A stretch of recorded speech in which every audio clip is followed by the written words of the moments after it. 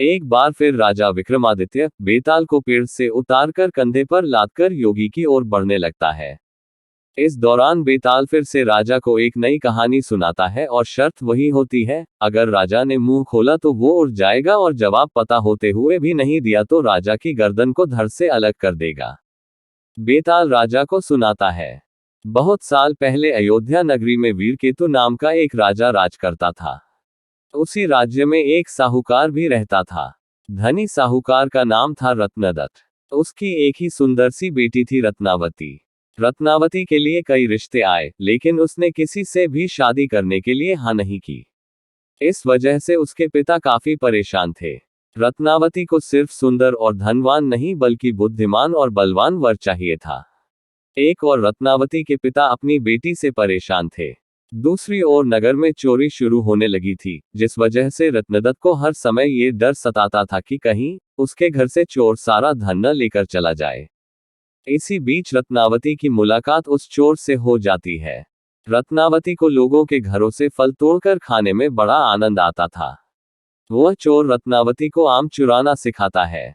वह लड़की उससे बहुत प्रभावित होती है और रोज उससे मिलने लगती है। वक्त के साथ साथ उसे चोर से प्यार हो जाता है। इधर चोर रोज रत्नावती से मिलने के बाद चोरी करने के लिए निकल जाता था। उधर अयोध्या में बढ़ती चोरी से परेशान राजा ने सारे मंत्रियों और पहरेदारों को डांट लगाते हुए कहा, नगर में रोज चोरियां हो रही हैं, लेकिन न तो कोई पहरेदार उसे पकड़ पा रहा है और न ही कोई मंत्री उसे पकड़ने की योजना बना पा रहा है। इसके बाद राजा ने खुद चोर को पकड़ने का फैसला लिया। चोर को पकड़ने के लिए राजा रोज रात को नगर में घूमने लगे। एक दिन राजा ने रात में किसी को घर में कूदते हुए देखा। राजा को शक हुआ तो वह भी उसके पीछे चल पड़े। जैसे ही राजा वहां पहुंचे तो चोर उन्हें देखकर कहने लगा, अरे, मुझे तो लगता था कि यहां मैं ही एक चोर हूं। तुम भी चोरी के इरादे से यहां आए हो। राजा कुछ भी नहीं कहते। इसके बाद चोर कहता है, तुम भी चोरी के इरादे से आए हो और मैं भी। तो तुम्हें मुझसे डरने की जरूरत नहीं है। तुम एक तरह से मेरे मित्र हो। इसके बाद चोर राजा वीरकेतु को अपने घर चलने का निमंत्रण देता है। चोर का आग्रह सुनकर राजा उसके साथ चले जाते हैं। चोर उन्हें अपनी गुफा में ले जाता है, जहां उसने सारा चोरी का धन छिपा रखा था। राजा वीरकेतु इतना सारा धन और गुफा में मौजूद सुख सुविधाओं को देखकर हैरान रह गए। कुछ देर बाद राजा ने चोर से पूछा, तुमने इतना सारा धन इकट्ठा कर रखा है, तुम्हें चोरी करते हुए डर नहीं लगता? चोर जोर से हंसकर कहता है, राजा की सेना में कोई भी साहसी नहीं है और न ही वो अपने काम को ईमानदारी कर रहे हैं। अगर एक व्यक्ति भी अपना कार्य ईमानदारी से करता तो इतना मुश्किल नहीं होता मुझे पकड़ना। एक चोर राजा की पूरी सेना पर भारी पड़ गया है। वहां कोई योद्धा ही नहीं है। ये सुनते ही राजा ने अपनी तलवार निकाली और चोर से युद्ध करके उसे अपना बंदी बना लिया। चोर हैरान रह गया। उसे कुछ देर बाद समझ आया कि इतनी देर से राजा भेष बदलकर उसके साथ थे। राजा वीरकेतु उसे अपने साथ राजमहल ले जाते हैं और फांसी पर चढ़ाने की सजा सुना देते हैं।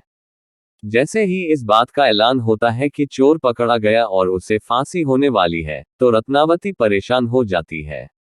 उसे पता चल गया था कि राज्य में जो चोरी कर रहा था, वही उसे आम चुराना सिखाता था। परेशान होकर रत्नावती अपने पिता रत्नदत्त से कहती है, पिताजी, जिस व्यक्ति को मैं मन ही मन अपना पति मान चुकी हूँ, उसे राजा ने पकड़ लिया है और वो उसे फांसी पर लटकाने वाले हैं। आप कुछ कीजिए। रत्नदत्त को अपनी बेटी की बात समझ ही नहीं आती है। तब वह अपने पिता को चोर और अपनी मुलाकात के बारे में विस्तार से बताती है और कहती है कि वो उसके बिना नहीं रह सकती है। रत्नदत्त अपनी बेटी को समझाने की कोशिश करता है। जब बेटी नहीं मानती है तो वह मजबूर होकर राजा के पास चला जाता है। वह राजा को बताता है कि उसकी बेटी रत्नावती चोर से बहुत प्यार करती है। अगर उसे फांसी हो गई तो वह भी अपने प्राण त्याग देगी। वह व्यापारी अपनी बेटी के खातिर राजा को सोने के सिक्के और चोर द्वारा चुराया गया सारा धन देने का प्रस्ताव रखता है, लेकिन राजा उसकी एक नहीं सुनते। कुछ देर बाद ही राजमहल में रत्नावती पहुंच जाती है। वह भी राजा से आग्रह करती है, लेकिन राजा किसी की नहीं सुनते और जल्लाद से चोर को जल्दी फांसी देने को कह देते हैं।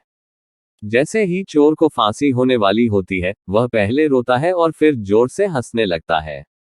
उस चोर को फांसी होते ही लड़की भी अपने प्राण त्यागने की कोशिश करती है। उसी वक्त आकाशवाणी होती है। भगवान रत्नावती से कहते हैं, हे पुत्री, तुम्हारा प्रेम बहुत पवित्र है। तुम्हारे इस प्यार को देखकर हम बहुत खुश हुए हैं। तुम मांगो जो भी तुम्हें मांगना है। ये सुनकर रत्नावती कहती है, मेरे पिता का कोई बेटा नहीं, आप उन्हें आशीर्वाद दे कि उनके 100 पुत्र हो जाएं। एक बार फिर आकाशवाणी होती है, ऐसा ही होगा, लेकिन तुम कुछ और भी वरदान मांग सकती हो।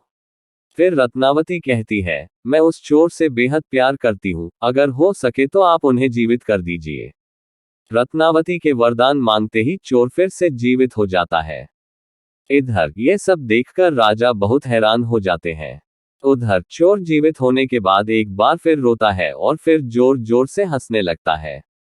इसी दौरान राजा चोर को कहते हैं, अगर तुम सही रास्ते पर चलने का वचन देते हो तो मैं तुम्हें राज्य का सेनापति घोषित करने को तैयार हूँ।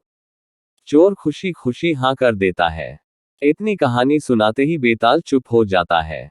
फिर विक्रमादित्य से पूछता है, हे राजन, बताओ वह चोर फांसी चढ़ते समय और जीवित होने के बाद क्यों पहले रोया और फिर हंसने लगा। राजा ने जवाब दिया, सुन बेताल, चोर को दुख इस बात का हुआ कि उसने जीवन में सिर्फ चोरी ही की, इसके बाद भी इतनी सुंदर लड़की उसके लिए मरने के लिए तैयार है। फिर हंसा इसलिए क्योंकि उसने सोचा, एक ऐसी लड़की जिससे राजकुमार भी शादी करना चाहते थे, उसे प्यार भी हुआ तो एक चोर से। दोबारा जिंदा होने के बाद वो नया जीवन मिलने पर रोया और खुश भगवान के खेल को देखकर हुआ। एक बार फिर सही जवाब मिलने के बाद बेताल उड़कर पेड़ से जा लटका। सच्चाई और मेहनत की राह अपनाकर अपने पिछले बुरे कर्मों को हराया जा सकता है। कहानी से सीख। पहली सीख यह मिलती है कि प्यार में बड़ी ताकत होती है। दूसरी सीख ये है कि जीवन में सही व्यक्ति को चुनने से कई परेशानियों से बचा जा सकता है।